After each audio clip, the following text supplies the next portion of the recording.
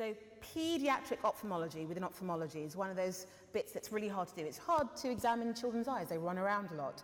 But I hadn't done that much ophthalmology when I got to Great Ormond Street, so I was used to being rubbish. So it's actually really nice, just, you know, people knowing that you were going to be rubbish and just letting you be rubbish, get along with that. And that being underestimated can work in your favour sometimes, obviously.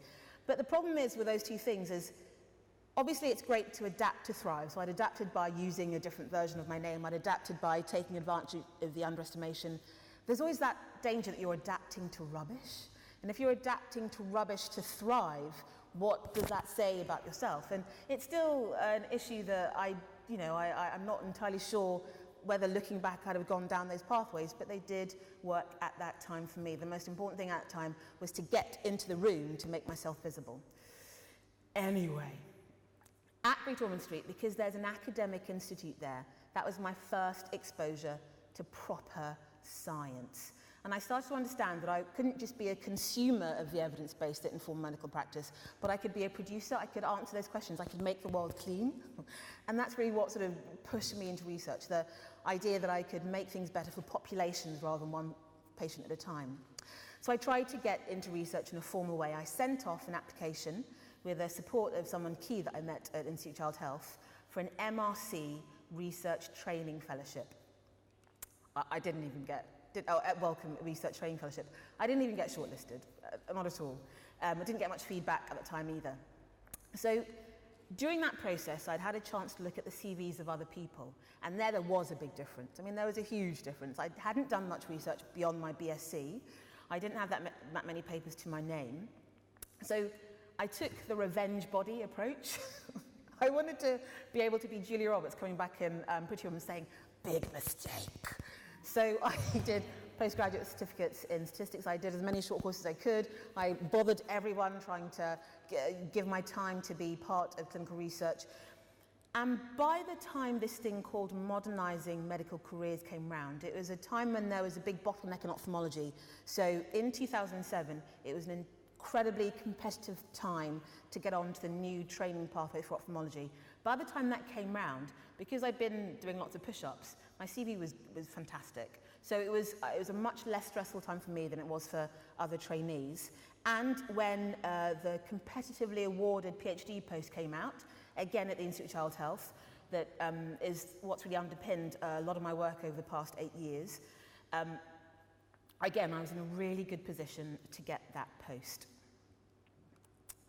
Okay, so 1 year, so I've got two wonderful girls. I am the mother of dragons.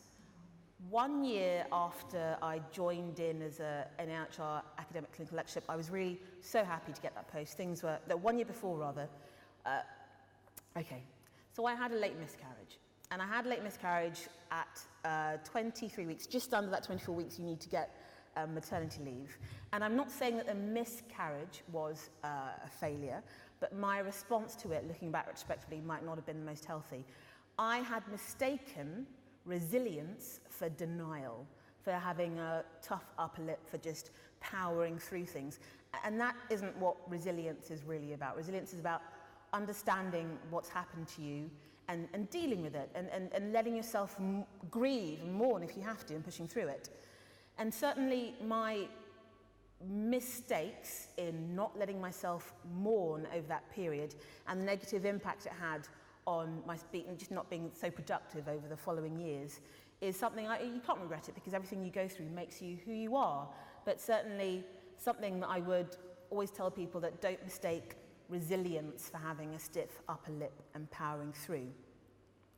So, my next failure. Last year, I went back to Wellcome to ask for it to make an application for an intermediate clinical fellowship post. And I got shortlisted, and I got through to interview, and I was rubbish in the interview, and I didn't get the position. And it was, I remember finding out, and I was in a clinic, and I realised that I couldn't write through my tears. And I allowed myself to grieve, and I allowed myself to mourn, and I allowed myself to let other people know that I was in pain and wanting to do better, which is something that I hadn't done when I'd had my late miscarriage. I'd had that stiff upper lip, I'm okay, I'm fine. And allowing myself to mourn is really important. And I realized that my children actually had taught me resilience, because when you're, you know, as scientists, we're always looking for what evidence there is out there on bringing out the perfect child. There is none. But there is some guidance on resilience, bringing up a child who is resilient. And it's about, in case you can't see it from the back, so bad feelings don't last. And bad feelings, mourning, grieving, it has a purpose, because that purpose is to help us do things differently. I'd been working really hard during that first pregnancy and not really giving myself a break because I wanted to be superwoman. You know, it's one of those things about, one of those things your parents tell you when you're of a minority ethnic background, you've got to be twice as good in order to get half as much. I don't know if that's true, but that's certainly something that's in the back of your mind as you're working through. You always think you've got to be superwoman. But I know that that's something that affects people who are not from minority ethnic backgrounds. It affects everyone.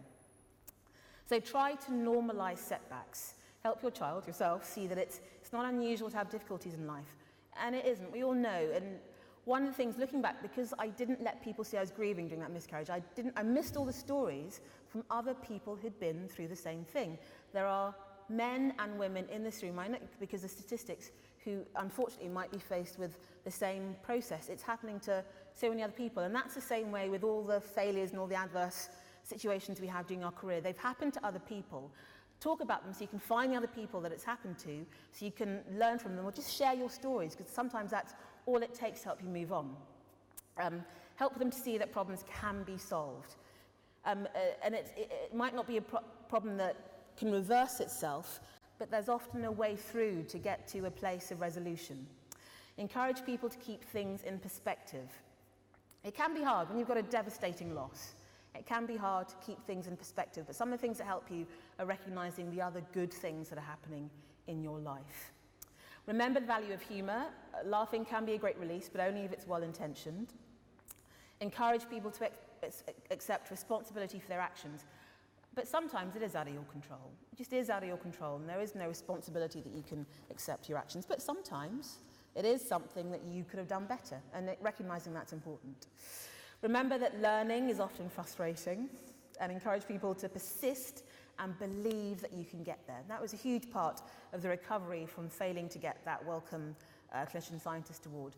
Just knowing that I still just need to get on and move on, and that things could work out. And they did, me at least. Provide support and help them see that there are people who care about them and can give them help and advice when needed. So as we heard earlier, the importance of having a network around you who can support you, and create a positive environment. I mean, you know, optimists live longer. Creating a positive environment, emphasizing the importance of relationships, and having a sense of purpose, as we heard, having that end goal in mind, what you're really wanting to do, whether it be making the world clean or some other more personal aim. Okay, I think I'll finish there actually. So thank you for your attention.